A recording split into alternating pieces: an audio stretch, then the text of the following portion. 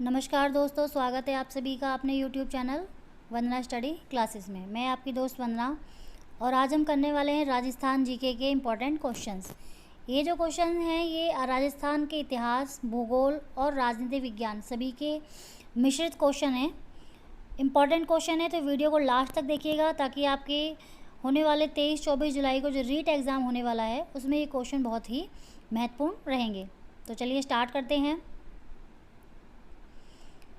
अगर आपने अभी तक मेरे चैनल वंदना स्टडी क्लासेस को सब्सक्राइब नहीं किया है तो चैनल को सब्सक्राइब कर लीजिए और चैनल के आगे एक बेल आइकन होता है उसे प्रेस कर लीजिए ताकि आने वाले वीडियो का नोटिफिकेशन आपको टाइम से मिलता रहे।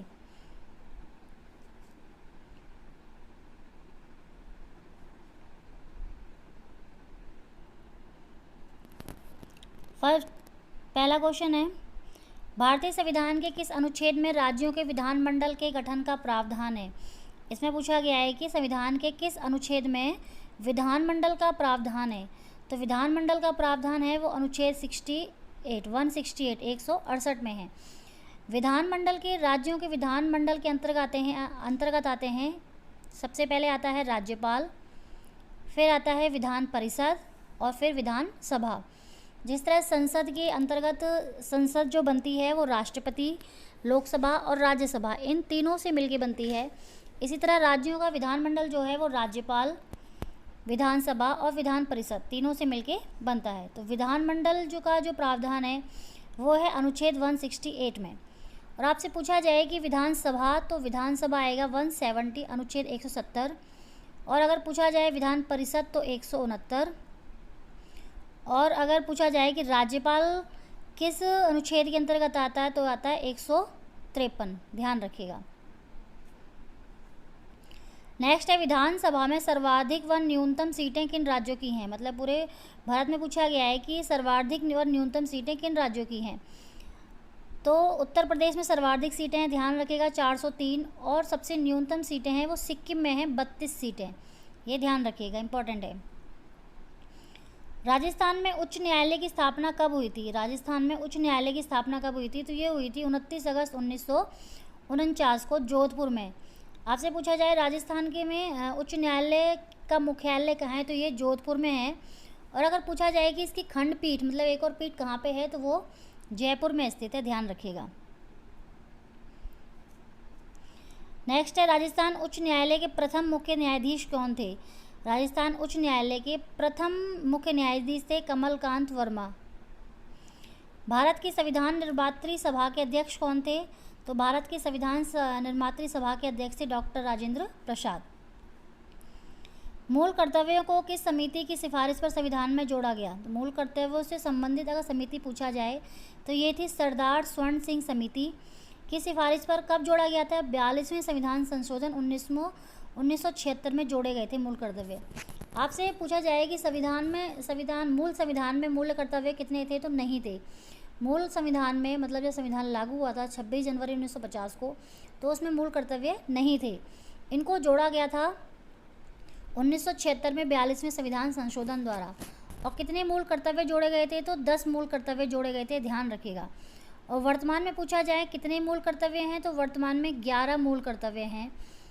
पूछा जाए कि 11वां मूल कर्तव्य कब जोड़ा गया था, तो 11वां मूल कर्तव्य जोड़ा गया था 86वां संविधान संशोधन के द्वारा 2002 में ये जोड़ा गया था।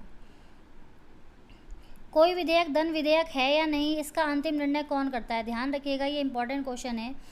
ये 2 इंपॉर्टेंट क्वेश्चन है, मैं बता रही हूँ आपको। कोई विधेयक धन विधेयक है या नहीं है, इसका अंतिम निर्णय करता है लोकसभा का अध्यक्ष, ध्यान रखिएगा। और संसद के दोनों सदनों के संयुक्त अधिवेशन की अध्यक्षता कौन करता है। अगर पूछा जाए कि संसद के दोनों सदनों की को मतलब बुलाता कौन है, तो वो राष्ट्रपति बुलाता है, लेकिन उसकी अध्यक्षता कौन करता है, तो ये लोकसभा अध्यक्ष ही करता है, ध्यान रखिएगा। 44वें संविधान संशोधन द्वारा राष्ट्रपति की शक्तियों में क्या वृद्धि की गई है। 44वां संविधान संशोधन किया गया था 1978 में, उसमें राष्ट्रपति की शक्तियों में क्या वृद्धि की गई थी, तो राष्ट्रपति एक बार मंत्रिमंडल को उनकी राय पुनर्विचार हेतु लौटा सकता है। मतलब अगर किसी टॉपिक पर राष्ट्रपति मंत्रिमंडल से राय लेता है और राष्ट्रपति को वो राय पसंद नहीं आती है या सही नहीं लगती है, तो वो मंत्रिमंडल को वो राय उनकी वापस दे सकता है, पुनर्विचार के लिए लौटा सकता है उसको ध्यान रखिएगा। भारत में राष्ट्रपति का चुनाव किया जाता है, तो भारत में राष्ट्रपति का चुनाव किया जाता है एकल हस्तांतरीय मत प्रणाली के द्वारा। फिर है सिंधु घाटी सभ्यता की लिपि कौन सी थी? सिंधु घाटी सभ्यता की लिपि थी, ध्यान रखिएगा, बुस्टोफिडन, सर्पिलाकार, चित्रात्मक, ये सभी नाम है इस लिपि के। सिंधु घाटी सभ्यता की लिपि थी, बुस्टोफिडन भी कहते हैं उसे, सर्पिलाकार भी, और चित्रात्मक थी, मतलब शब्दों में नहीं थी, चित्रात्मक लिपि थी जो दाएं से बाएं लिखी जाती थी। ध्यान रखिएगा, हम जो लिखना शुरू करते हैं वो बाएं से दाएं लिखते हैं इस तरह से, लेकिन सिंधु घाटी सभ्यता की जो लिपि थी वो इस तरह लिखी जाती थी, दाएं से बाएं लिखी जाती थी, फिर इस तरह से करके, इस तरह से। तो ये थी सर्पिलाकार। गणेश्वर सभ्यता किस नदी के किनारे स्थित है? तो गणेश्वर सभ्यता जो थी ये कांतली नदी के किनारे स्थित है। कहाँ पे? सीकर नीमका थाना में स्थित है, ध्यान रखिएगा। उत्तर वैदिक काल में आर्य संस्कृति का केंद्रीय स्थल था।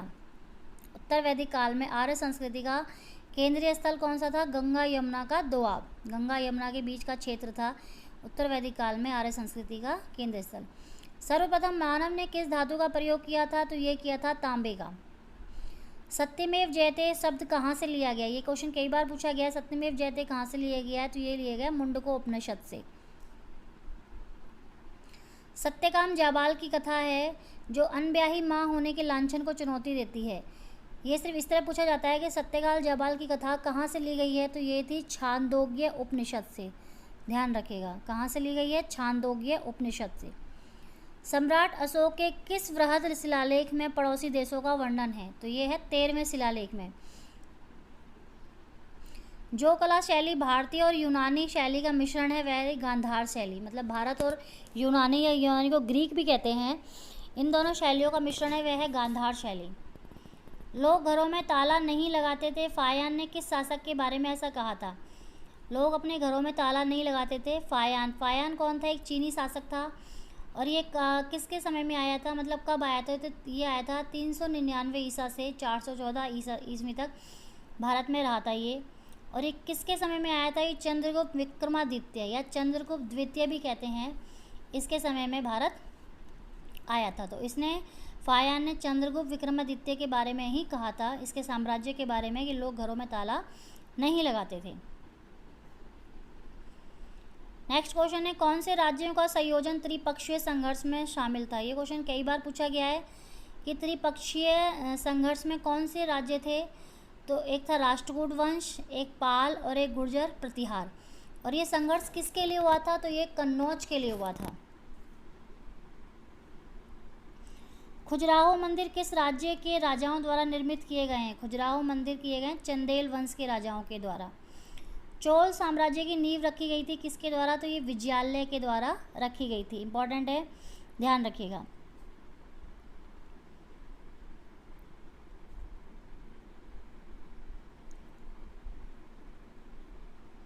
दक्षिण भारत में चिश्ती सिलसिले का प्रमुख केंद्र था। दक्षिण भारत में पूछा गया है कि चिश्ती सिलसिले का प्रमुख केंद्र था, ये था गुलबर्ग, और ये कहाँ पे है? ये कर्नाटक में है। अजमेर में ख्वाजा मोइनुद्दीन चिश्ती की दरगाह पर भेंट भेजने वाला प्रथम मराठा सरदार कौन थे? प्रथम मराठा सरदार थे जो अजमेर में ख्वाजा मोइनुद्दीन चिश्ती की दरगाह पर जिन्होंने भेंट भेजी थी, ये थे राजा साहू। और राजा साहू कौन थे? तो शिवाजी के पौत्र थे, पुत्र नहीं पौत्र थे। फिर है, पीले पत्थरों से बनी वह कौन सी इमारत है जिसके कारण जैसलमेर को स्वर्ण नगरी कहा जाता है? देखिए, पूछ लिया जाता है कि स्वर्ण नगरी किसे कहते हैं या नीली नगरी किसे कहते हैं, तो ध्यान रखिएगा, जैसलमेर को कहा जाता है स्वर्ण नगरी। और किसके कारण कहा जाता है? सोनार किला। यहाँ का जो सोनार किला है, मतलब वो इस तरह चमकता है, वहाँ के जो पत्थर हैं, कि ऐसा लगता है सोने की नगरी हो। इसी तरह अगर पूछा जाए नीली नगरी किसे कहा जाता है, तो नीली नगरी, ध्यान रखिएगा, जोधपुर को कहा जाता है, ध्यान रखिएगा। अहिछत्रपुर किस दुर्ग का अन्य नाम है? अहिछत्रपुर किस दुर्ग का अन्य नाम है? तो ये नागौर का किला, इसका ही अहिछत्रपुर दुर्ग अन्य नाम है। राजस्थान में बड़ा बाग छतरियाँ कहाँ पर स्थित हैं? बड़ा बाग छतरियाँ, तो ये स्थित हैं जैसलमेर में। गोराधाय की छतरी का निर्माण किसके द्वारा करवाया गया था? तो गोराधाय की छतरी का निर्माण करवाया गया था राजा अजीत सिंह के द्वारा। जगन्नाथ कछवाहा की 32 खम्भों की छतरी कहाँ स्थित है? ध्यान रखिएगा, अगर पूछा जाए 32 खंभों की छतरी किसकी है? जगन्नाथ कछवाहा की। और ये कहाँ पर है? तो ये मांडलगढ़ भिलवाड़ा में स्थित है, मांडलगढ़ भिलवाड़ा में। लोक देवता मल्लीनाथ जी का मंदिर कहाँ पर है? लोक देवता मल्लीनाथ जी का मंदिर है तिलवाड़ा बाड़मेर में, ध्यान रखिएगा। बेड़ेश्वर धाम किन 3 नदियों के संगम पर स्थित है? बेड़ेश्वर धाम का मेला कहाँ पे लगता है? ये आदिवासियों का मेला कहा जाता है, आदिवासियों का कुंभ कहा जाता है इसे। ये कहाँ पे लगता है? तो ये डूंगरपुर में नवाटापुरा गांव में लगता है। और किन 3 नदियों का संगम है यहाँ पे? सोम, माही और जाखम नदियों का, ध्यान रखिएगा। किस नदी के बारे में ऐसा कहा जाता है कि उसके निर्माण में पानी के स्थान पर घी का इस्तेमाल किया गया था? तो ये कहा जाता है भाटशाह जैन मंदिर, जो बीकानेर में स्थित है। इसके लिए कहा जाता है कि यहाँ पे इसके निर्माण में पानी की जगह घी का इस्तेमाल किया गया था। भित्ति चित्रण की दृष्टि से कहाँ की हवेलियाँ प्रसिद्ध हैं? भित्ति चित्रण के लिए कहाँ की हवेलियाँ प्रसिद्ध है? तो शेखावाटी क्षेत्र की। छोटे देवता और बड़े देवता की हवेली कहाँ पे स्थित है? तो ये कोटा में स्थित है। फिर नेक्स्ट है, किस लोक देवता की ख्याति 4 हाथ वाले देवता के रूप में की जाती है? तो ये की जाती है वीर कल्ला जी की। विश्व का सबसे बड़ा चांदी का पात्र कहाँ पे रखा हुआ है? तो ये रखा हुआ है सिटी पैलेस में, जयपुर में रखा हुआ है। बूंदी में रंग महल का निर्माण किसने करवाया था? बूंदी में जो रंग महल है उसका निर्माण किसने कराया था? ये कराया छत्रसाल ने। जग मंदिर व जग निवास महल, जग मंदिर व जग निवास महल राज्य के किस जिले में स्थित हैं? तो ये हैं उदयपुर में स्थित हैं, ध्यान रखिएगा। गौरा बादल महल व नवलखा बुर्ज कहाँ पे स्थित है? तो ये चित्तौड़गढ़ दुर्ग में स्थित है, ध्यान रखिएगा। हमें फ्रेंड्स जो मैं क्वेश्चन करा रही हूँ ये हम रिवीजन कर रहे हैं, इसलिए मैं फटाफट क्वेश्चंस करा रही हूँ, ज़्यादा टाइम वेस्ट ना करते हुए। फिर है उड़ना राजकुमार। उड़ना राजकुमार के नाम से पूछा जाए कौन प्रसिद्ध था? तो कुमार पृथ्वीराज। ये पृथ्वीराज चौहान नहीं है, कुमार पृथ्वीराज हैं, ये प्रसिद्ध थे। और इनकी छतरी पूछा जाए कहाँ पर है? तो ये कुंभलगढ़ दुर्ग के अंदर स्थित है। किस शासक के काल में किशनगढ़ चित्रकला शैली अपने चरम सीमा पर थी? किस शासन के काल में किशनगढ़ चित्रकला शैली अपने चरम सीमा पर थी? तो ये थी राजा नागरीश दास, ध्यान रखिएगा। बड़ी ठणी जो चित्रकला शैली है, अगर पूछा जाए ये कहाँ से संबंधित है? तो ये किशनगढ़ यानी अजमेर की है। सुपासन चरित्रम क्या है? तो सुपासन चरित्रम एक चित्रित ग्रंथ था, ध्यान रखिए, चित्रित ग्रंथ है। मेजा बांध किस नदी पर स्थित है? तो मेजा बांध जो है कोठारी नदी पर स्थित है।